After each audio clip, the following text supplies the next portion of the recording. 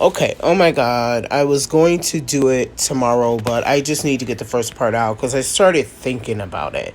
So, this is the first part of I invented catfishing. Of course, I'm being facetious. I'm just being funny about that. But if you think about it, when this happened, catfishing really wasn't a thing. Or, it was something else. But it really wasn't like catfish. So, back in the 90s, the 1900s, um, I had just kind of aged out of foster care.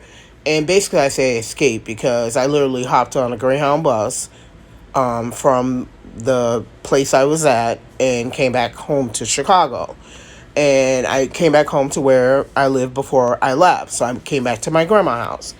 And my grandma was disabled by that time. She had crippling arthritis and she was confined to a wheelchair. So I ended up naturally taking over the caretaker duties because I wasn't doing anything. I just got back. I hadn't re-enrolled in school yet, and I hadn't really had a plan.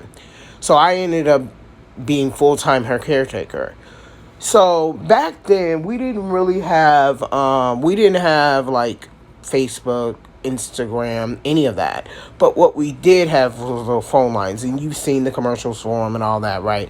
But they were different. Now they're more and they weren't called phone lines, they were called party lines. And so what people would do in a kind of big city is they would call this number, and the party line, you all would like get on the party line. So you could be talking to someone, you could be in a room with about 20 to 30 people talking to people from all over the country.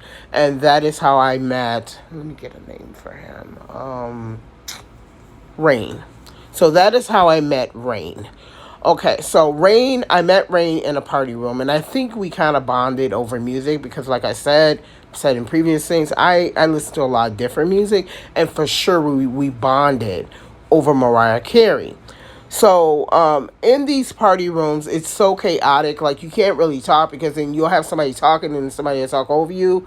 So most people would exchange information, and then you would get to know them offline. Pretty much like on TikTok, but it was like you didn't see people. Like we can see you on TikTok, but on a party line, you cannot see anybody, okay?